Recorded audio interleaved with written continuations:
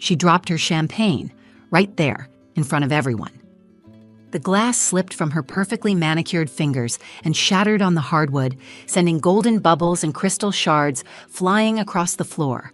Her mouth fell open, her eyes locked on mine, wide, stunned, like the wind had been knocked out of her. For once, my stepmother, Ava, had nothing to say. But to understand why that moment felt so good, let me take you back. Just a few hours earlier, she was smiling. Smiling. My stepmother, Ava, stood there in her white silk dress, diamonds catching the sunlight like tiny weapons. It was my father's funeral, and she looked like she was stepping onto a red carpet. She sipped champagne, yes, champagne, and walked through the cemetery as if she owned it. Technically, she thought she did. I stood near the casket, my hands clenched so tight my knuckles were bone white. The scent of lilies and polished wood clung to the air like grief itself. People came and went, hugging me, murmuring words I couldn't hear. Their eyes were heavy with pity. I was Thomas Hale's only child, and yet somehow I felt like the outsider. Ava, young, poised, and barely older than me, moved through the crowd like she was accepting condolences for a distant colleague, not her husband. I caught Uncle Greg's eye across the sea of black suits. His lips were pressed into a hard line, his jaw tight. He didn't know what I knew. Not yet. When she finally reached me, Ava gave a rehearsed tilt of her head, that fake, soft kind of expression you give when you want people to believe you feel something. Her perfume was sharp and sweet, like flowers wilting too fast. "I'm sorry, Ryan," she said, placing her cold hand lightly on my arm. "I know this must be hard, but you'll understand one day." I nodded, but my throat was tight. I couldn't get words out without choking on them. She leaned in slightly. "Your father adored you, but he wanted to take care of me, too." Another smile. So wide. So fake. Everyone probably thought I was breaking down inside. And in a way, I was. Not because of the money or the will, not yet, but because of how far away I felt from my own father. The last year of his life, I barely recognized him. He changed when Ava came into our lives. She was all charm and sugar at first, until she wasn't. And now, she was standing next to his casket like the leading lady in a play only she had auditioned for. When the service ended, the lawyer asked us to gather in the side room. It was small, quiet. Dusty sunlight filtering through stained glass windows. I sat in the second row. Ava took the front, her champagne flute still in hand. Her leg crossed elegantly over the other, like she was waiting to hear she'd won something. Mrs. Clark, our family lawyer, walked in with the will, her expression unreadable. She cleared her throat and began, line after line. Everything went to Ava. The house, the land, my father's savings, even the lake cabin we built together when I was 12. I stared at the floor. My chest burned. Then Ava turned, leaned back slightly, and whispered, "You'll understand one day, sweetie." But she didn't know what I had found 2 nights ago, hidden in a box beneath the attic floorboards, the first will. And when I pulled it out, she dropped her champagne. Before Ava, it was just me and my dad. We weren't perfect, but we had a rhythm. After my mom died when I was 16, it was like we locked arms and decided to just keep walking forward together. He cooked, terribly. I did laundry. We fixed things ourselves. We had a system, a quiet one, where love wasn't loud, but it was steady. He never missed a birthday. He showed up to every game, even when I was riding the bench.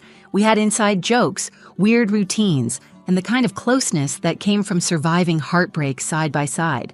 That's what made it so hard to watch it all slip away. Started slow. I came home from college one weekend and noticed the house smelled different. Expensive candles, perfume that didn't belong to either of us. The kitchen was spotless. My dad was humming. "She's something special, Rye," he said, cheeks a little red like a teenager. "Her name's Ava. We met at a charity auction. She makes me feel young again." I smiled politely, but something twisted in my gut. The first time I met her, I swear the temperature in the room dropped. She was beautiful. No denying that. Glossy hair, designer bag, eyes that flicked over me like I was a detail she hadn't planned for. "Oh," she'd said, as if surprised, "you didn't tell me your son was so grown." Her voice was syrupy sweet but cold underneath, like honey poured over ice. Still, I tried. For him. I showed up for dinners, holidays, birthdays. I laughed at her jokes. I listened to her long stories about gallery openings and vacations I hadn't been invited on. But every visit felt like I was being slowly replaced. My dad changed.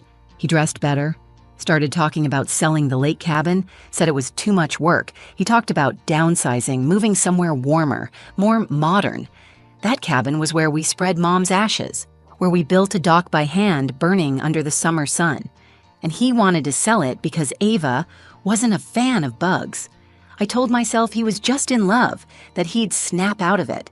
But the more time passed, the more distant he became. Calls became texts. Texts turned into silence. I'd go weeks without hearing from him. I blamed myself. Maybe I was holding on too tightly. Maybe I was being unfair. Maybe I just didn't want to share him. But deep down, I knew.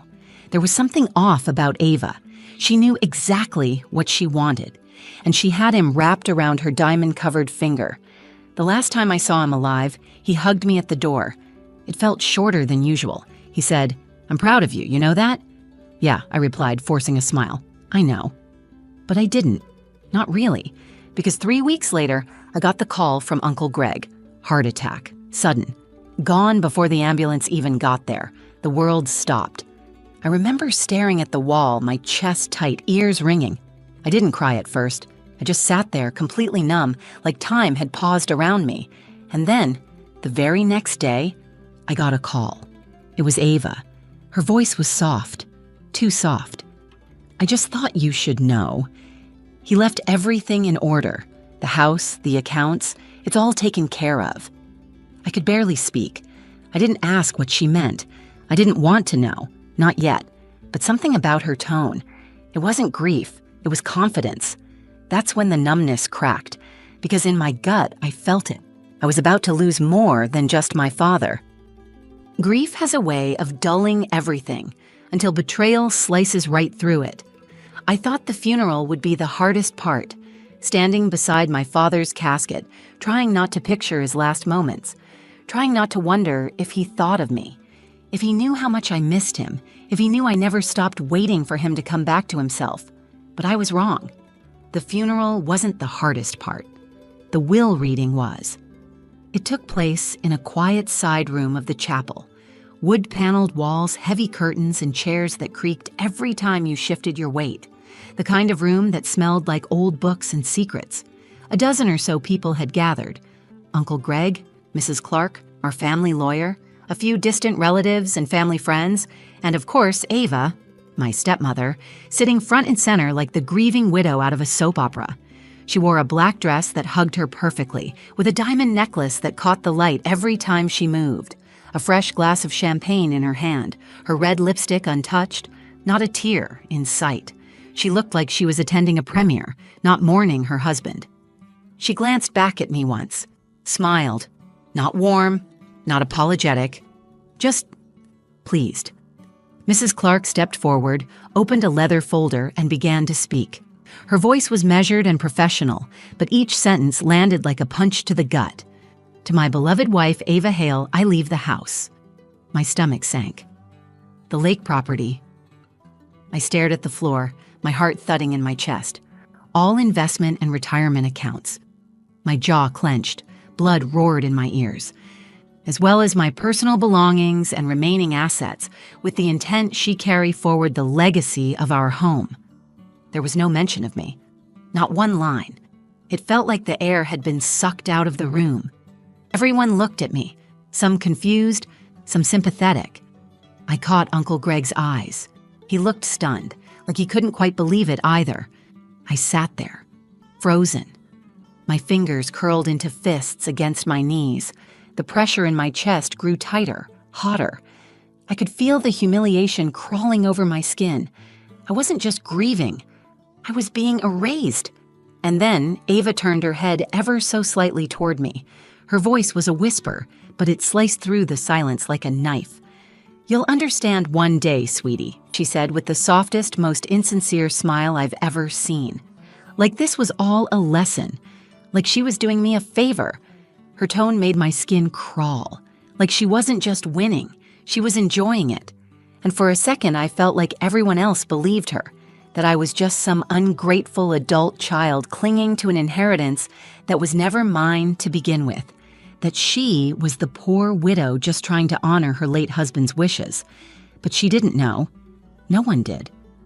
2 nights before the funeral, I'd found something buried in the attic. An envelope, yellowed edges. My name scrawled across it in my father's handwriting. Inside it, a letter and a will, the real will. One that said everything Ava now held should have gone to me. I hadn't told a soul, not yet, because I knew this moment was coming, and I wanted her to feel it, every single word. It was 2 days after my father died. The house was too quiet, too still, the kind of silence that hums in your ears, heavy with everything unsaid. I stayed the night after helping sort through some of his things. Ava had insisted she needed space, that I should take whatever time I needed, which was ironic considering she'd already changed the locks and redecorated the living room. I couldn't sleep, so I wandered. I ended up in the attic. It smelled like dust and old pine. Familiar, oddly comforting. The air was thick, warm, filled with the scent of old paper, wood, and the faintest trace of my dad's cologne. That attic was his space, where he kept old tax files, fishing gear, boxes of photos, and the kinds of things you swear you'll throw out someday but never do. I opened a few boxes, not really knowing what I was looking for, maybe a letter, maybe nothing. Then I saw it. Tucked inside a cracked wooden toolbox beneath a folded tarp, a plain envelope, yellowed, the edges curled with age. My name was written on the front in my dad's handwriting, just Ryan. No love, no dear, no date, just my name. I held it for a moment, fingers trembling, heart pounding. The edges were brittle, but the seal was intact. I opened it slowly. Inside were 2 things, a letter and a legal document. I unfolded the letter first. The handwriting was shaky, like it had been written quickly, but it was unmistakably his.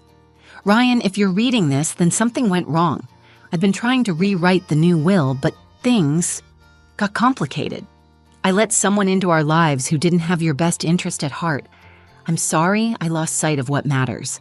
This house, this land, that cabin, we built them together, you and me. They're yours. I know Ava won't like it, but this is what I want. Don't let her take that from you. I couldn't breathe. The room spun slightly, and I had to sit down right there on the attic floor. My eyes burned, but no tears came. I think I was too stunned. He knew. He knew Ava didn't care about the legacy, about our family, about me. And even if he didn't say it out loud while he was alive, he said it here, in writing, clearly, undeniably. I read the will next. It was dated over a year ago, before Ava ever came into the picture. It listed me as the sole heir, everything, the house, the land, his savings, even that old truck in the garage. It was all supposed to be mine. My fingers gripped the paper like it might disappear if I blinked. For a moment, I felt overwhelmed, grateful, heartbroken, angry all at once. He had tried. In his own quiet way, he had tried to do right by me. And then I felt something else. Focus. A cold, sharp kind of clarity. I didn't scream. I didn't rush to Ava. I didn't post about it or call anyone. I scanned the documents, called Mrs. Clark the next morning, and quietly asked her to confirm if it was still valid. She reviewed everything, twice. Then told me in a calm voice, "This is the most recent legally binding will. If you want to contest the one Ava submitted, you'll win." I paused. "No," I said. "Not yet. Let her read the fake one first. Let her smile. Let her sip champagne. Let her think she'd won. I was going to let the truth speak for itself." I don't remember walking into the will reading. I remember floating. Everything felt slow, dreamlike, almost surreal, like I was watching a movie I'd already seen a dozen times in my head. But this time, it was real. My palms were cold, my spine straight, my face calm. Ava, on the other hand, was radiant. My stepmother sat in the front row, surrounded by people she barely knew, our family's friends, most of whom had only met her a few times. But they were all staring at her like she was the grieving widow of the century. She wore black lace and red lipstick. Her diamond earrings swayed with every confident nod. And in her hand, a fresh glass of champagne, as if she were toasting to victory. I watched her lean over and whisper something to Mrs. Clark. They both smiled politely, but I could tell Mrs. Clark was just waiting for me. The room quieted as the fake will was read. Ava barely blinked. She already knew what it would say, because she helped him write it, or at least she thought she did. Every word felt like a blade pressed against my ribs. To my beloved wife, Ava Hale. A glance toward me, subtle, smug. I leave my home, assets, and all remaining properties to ensure her comfort and care. My throat tightened, but I didn't flinch. Ava raised her glass slightly, not to toast, but to sip. She took a long, elegant drink, then looked back at me with that soft, patronizing smirk she wore like perfume. "I know this is hard, Ryan," she said in a voice meant for the whole room to hear. "But your father just wanted me to be secure. You'll understand one day." I smiled. For the first time since the funeral, I actually smiled. Just a little. Just enough. "Actually," I said, slowly standing up, "there's one more document Mrs. Clark hasn't read yet." Every head turned. Even Ava's expression wavered. I reached into the inside pocket of my jacket and pulled out a worn envelope. The original will. Mrs. Clark nodded, already expecting it. She opened the folder gently, unfolding the crisp, yellowed paper, and adjusted her glasses. "This document," she said clearly, "is dated prior to the version just read. It names Ryan Hale as sole beneficiary and overrides the later version. Legally, this is the binding will." Silence. No gasp. No protest. Just Ava, frozen mid-sip. Her hand trembled. The flute wobbled. Her mouth opened slightly, but no words came out. Then, crash. The champagne glass slipped from her fingers and shattered on the hardwood. Gasps echoed around the room. She blinked, mouth still ajar, chest rising and falling fast. Her eyes searched the room for someone, anyone, to come to her defense. No one did. She turned to Mrs. Clark, voice barely holding together. "That can't be right. That's not," he said, "I was supposed to—" Mrs. Clark cut her off gently but firmly. "This is the valid will, Ava. There is no dispute." I didn't say a word. I didn't have to. The paper in her hand had given her everything. The truth in mine took it all back. Ava looked at me, truly looked, and for the first time, I saw something behind her eyes that hadn't been there before. Fear. Not fear of me. Fear of being powerless. She stood, heels clicking sharply as she rushed from the room, broken glass crunching beneath her steps. A trail of champagne and silence followed her, and just like that, the performance was over. I looked down at the envelope in my hands, my father's words, his signature, his intentions, and maybe his apology. He hadn't forgotten me, not really. And now, everyone knew it. Ava never spoke to me again. She tried to contest the will, of course.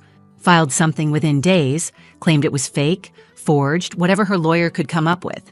But it didn't go far. Mrs. Clark had notarized copies. The original was dated, signed, witnessed. Everything in order, ironclad. Still, Ava didn't go quietly. She lingered in the house for a week longer than she was supposed to, pretending to pack, dragging her heels, calling the press. She even gave an interview, claimed my father had been manipulated, that he wasn't in his right mind when he signed the first will. But deep down, I think even she knew. She had lost. She came in smiling, dressed in diamonds, sipping champagne. And she left in silence. The day she finally drove away for good, I stood by the front window and watched her car disappear down the long gravel drive. I didn't feel victorious. I didn't feel bitter. I just felt hollow. Like something enormous had ended. But in its place, there was peace. The house was mine now. Not just legally, but emotionally. Mine to fill again with the things that mattered. The scent of coffee in the mornings, my dad's old jazz records humming through the kitchen, the dusty lake cabin that no one else wanted to deal with. Yeah, I kept that too. I drove up there a week later and found the photo we took when we finished building the dock. I was 12. He had his arm around me. We were sunburned, grinning, covered in sawdust. I put it on the mantle. I didn't keep everything. I sold off some assets, donated a lot, let go of the things that felt like hers. I didn't want the legacy of my father's life to be cluttered with bitterness. I wanted to breathe again in the home we once shared. Uncle Greg still comes by every Sunday.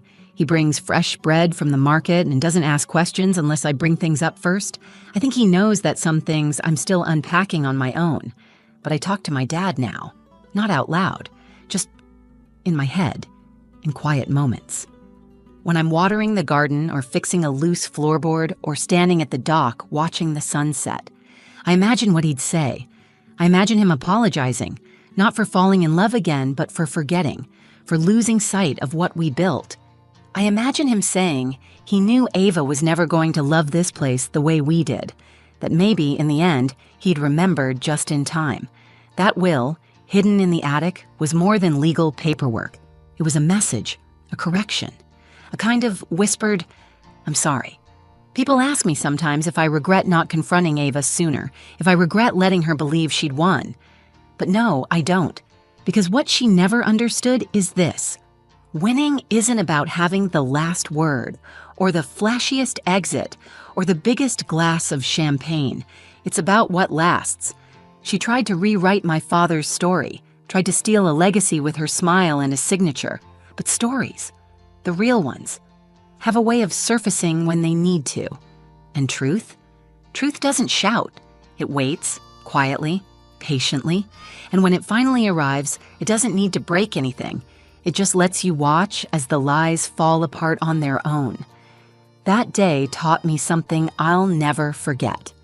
Not everything worth keeping can be written into a will, and not everything taken can truly be owned. Some things, like love, truth, legacy, they belong to you, even when the world tries to rewrite the ending. If you've ever been underestimated, overlooked, or had something that was rightfully yours taken away, I see you, and I hope my story reminds you that patience isn't weakness. Sometimes it's the most powerful move of all. If this story hit home for you, let me know in the comments. I'd love to hear your story, or just that you stuck around till the end. And hey, if you liked this video, give it a thumbs up, share it with someone who needs to hear it, and don't forget to subscribe to the channel for more true, emotional, and unexpected stories like this one. Because this was just one chapter, and I've got so many more to tell.